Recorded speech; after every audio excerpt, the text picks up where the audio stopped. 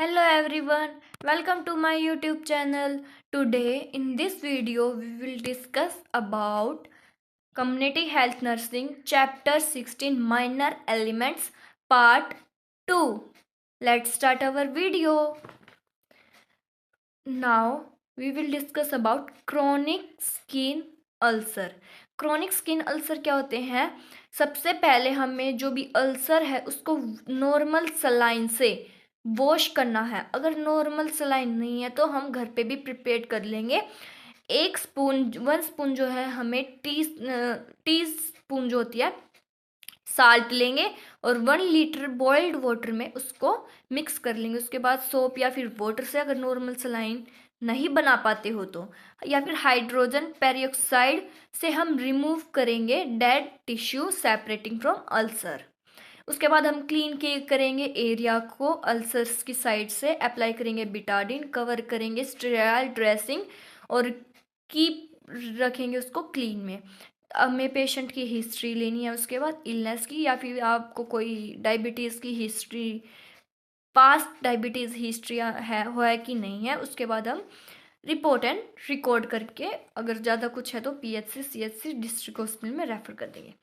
Next is diarrhoea. Diarrhoea क्या? सबसे पहले तो हमें ड्यूरेशन फाइंड करना है, फिर फ्रीक्वेंसी ऑफ मोशन देखना है, लूज और वाटरी मोशन है, ये सभी हमें पता लगाने हैं पेशेंट से, या फिर फिजिक्स के साथ ब्लड तो नहीं आ रहा है, ये सभी देखेंगे. कोई भी ट्रीटमेंट देने से पहले आपको पूरी जानकारी लेनी है. मॉनिटर करेंगे डिहाइड्रेशन, पहले पेशेंट का साइन और सिम्टम चेक करेंगे. कोई भी जैसे कि ड्राई माउथ या फिर स्नकन आइज है, loss of elasticity, shine rapid, ये सभी चीज़ें हैं तो हमें सबसे पहले पेशेंट से पूछनी चाहिए. अगर हाइड्रेशन सीवियर है तो पेशेंट शॉक में भी जा सकता है. अगर हाइड्रेशन मॉडरेट या फिर माइल्ड है तो पेशेंट को हमें ORS जो है वो प्रोवाइड करना चाहिए.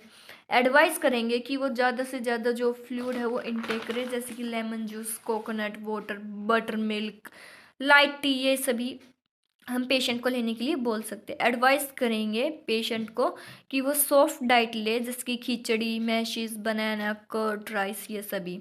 उसके बाद एजुकेट करेंगे पेशेंट को, फैमिली को, कि हमें क्या क्या ध्यान रखना चाहिए, कि हमें बॉईल कर वाटर जो है वो बॉईल करके फिर कूल करके फिर पीना चाहिए पानी जो है. और उसके बाद हमें एपिडेमिक्स डायरिया के पता होना चाहिए कि रिपोर्ट करनी है या हेल्थ अथॉरिटी को बताना है, तो जितनी जल्दी हो सके इन्फॉर्मेशन जो है वो प्रोवाइड करनी है, एजुकेट करना है पीपल को जल्दी से जल्दी. उसके बाद है फ्रैक्चर. फ्रैक्चर में क्या करेंगे? सबसे पहले पेशेंट को रीअश्योर करेंगे, उसके बाद इमोबिलाइज कर देंगे पार्ट को.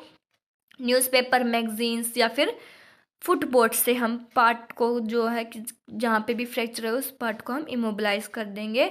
फिर बैंडेज से या फिर ट्रायंगुलर क्लॉथ से हम उसको सिक्योर कर देंगे, सपोर्ट करेंगे उस पार्ट को स्लिंग से, बैंडेज होती है एक, उससे. फिर उसके बाद हमें अगर नेक की इंजरी है तो हमें नेक इमोबिलाइज करने के लिए सैंड बैग्स की ज़रूरत पड़ेगी, both side of the head के दोनों साइड में लगाने के लिए. उसके बाद हमें वर्टिबल कॉलम अगर सस्पेक्टेड है, वर्टिबल कॉलम में अगर इंजरी फ्रैक्चर हुआ है तो हमें वुडन बोर्ड लेना चाहिए, स्ट्रेचर की तरह फ्लैट होना चाहिए वो, उस पर बैंड नहीं होना चाहिए, उस पर आराम से लेटाना चाहिए पेशेंट को. उसके बाद हमें शिफ्ट कर देना चाहिए जल्दी से जल्दी. नेक्स्ट है फीवर.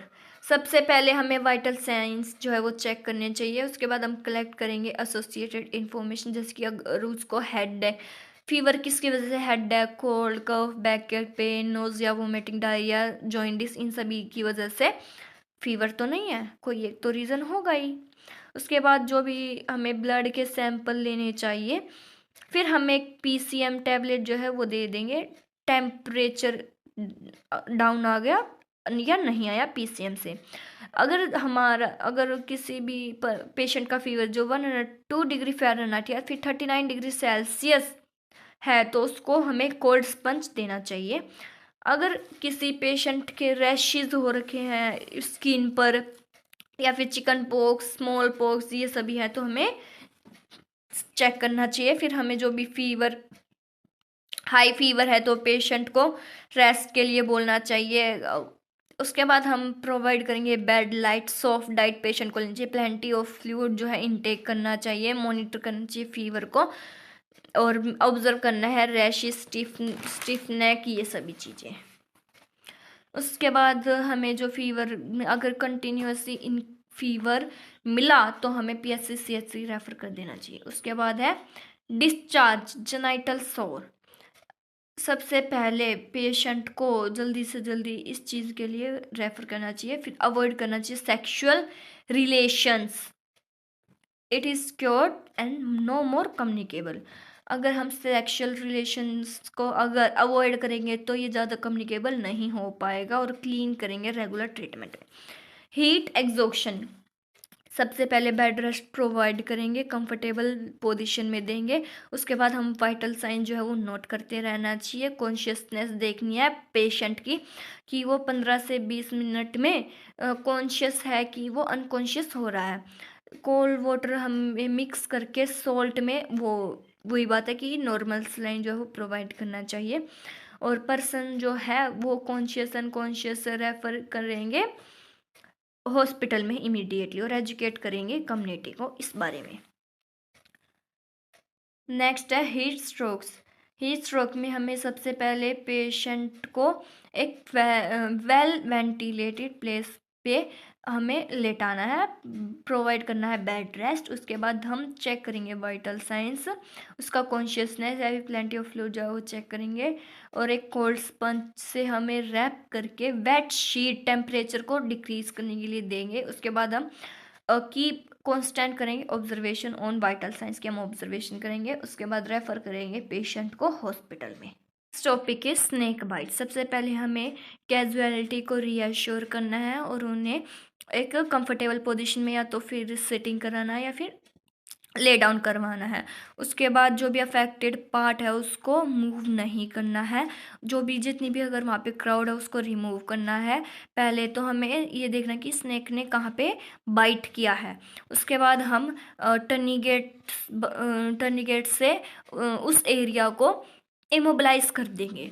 उसके बाद हम 1 सेंटीमीटर का कट, 1 या ½ सेंटीमीटर का कट लगा के डीप ओवर जो भी स्नेक ने बाइट किया है उसको चेक करेंगे। उसके बाद जो सक करके हमें ब्लड यूजिंग ब्रेथ पंप्स, मतलब कि जहाँ पे भी जैसे कि हैंड पे स्नेक बाइट हुआ है तो वहाँ की क्लोथिंग हटा के दूसरा जो पर्सन है वो उस पेशेंट का माउथ से सक करके बाहर पॉइजन जो है वो निकालेगा, और श्योर करेंगे कि जो भी पर्सन सक कर रहा है उसके माउथ में कोई किसी भी तरह का कट नहीं होना चाहिए, और नॉर्मल सलाइन से हमें उसको वॉश करना है। उसके बाद हमें उससे कुछ पीने के लिए, जो भी पर्सन सक करके स्प्रिट कर रहा है उसको हमें टी या फिर कॉफ़ी जो है वो प्रोवाइड करनी चाहिए। उसके बाद हमें जो पेशेंट है उसको शिफ्ट करना है हॉस्पिटल में जितना जल्दी हो सके। वुंड को हमें कवर करना है और अप्लाई करनी है बिटादिन। उसके बाद हमें हॉस्पिटल में रेफ़र करना है। अगर शॉक लगे तो सबसे पहले पेशेंट को ले डाउन करवाना है। उसके बाद जो भी रेज है फोर्ट एंड को उसको देखना है और रीअश्योर करना है पेशेंट को, फाइंड आउट करनी है एसोसिएटेड कोजेस, और सबसे पहले हमें उन्हें फर्स्ट एड जो भी केयर है वो देनी है। कॉन्शियस है या अनकॉन्शियस है पेशेंट को चेक करना, अगर कॉन्शियस है पेशेंट तो उसको हमें एक गर्म टी या फिर कॉफ़ी बहुत ज़्यादा शुगर के साथ हमें देनी चाहिए, और उसके बाद हमें कुछ भी उसको नहीं देना चाहिए। इमीडिएट सर्जिकल इंटरवेंशन होने के बाद हमें उसे जनरल एनेस्थीसिया प्रोवाइड करना चाहिए। उसके बाद हमें जो पेशेंट है वो शिफ्ट कर देना चाहिए हॉस्पिटल में। कम्युनिटी हेल्थ नर्स की क्या रोल्स एंड रिस्पॉन्सिबिलिटीज़ होती है माइनर एलिमेंट्स में? तो जो एक कम्युनिटी हेल्थ नर्स है उसको पता होना चाहिए हर एक माइनर एलिमेंट्स का। अगर वो कम्युनिटी में कहीं पे भी है तो जल्दी से जल्दी उस किसी भी इंसान को जो भी प्रॉब्लम है उसको माइनर एलिमेंट जो है वो प्रोवाइड करवा सके। उसके बाद जो नर्स है उसको अंडरस्टैंड करना चाहिए सारे जितने भी स्टैंडिंग ऑर्डर्स हैं उनको, और इंस्ट्रक्शंस देनी है अथॉरिटी को, हेल्थ एजेंसी को। और अब फिर उसके बाद जो है उसको की मेडिसिन भी रखनी चाहिए, और जो भी इक्विपमेंट होते हैं स्टैंडिंग ऑर्डर्स वाले वो सभी रखने चाहिए।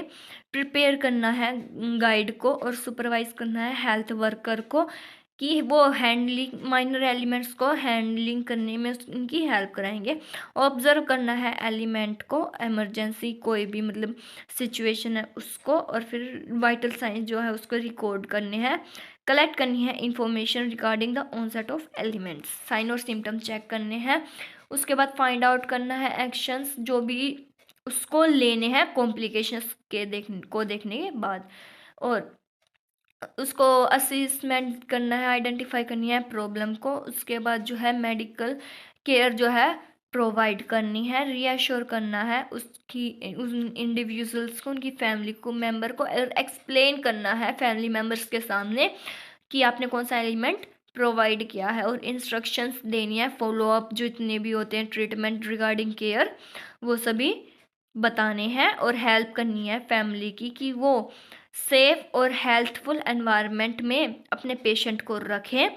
उसके बाद इन्फॉर्म करना है मेडिकल ऑफिसर्स को। फिर स्टैंडिंग ऑर्डर्स जो हैं वो कंटिन्यूसली केयर प्रोवाइड करने हैं तब तक पेशेंट ठीक नहीं होता जब तक। That's enough for today. I hope you will understood the topic. See you again with the next video. Thank you.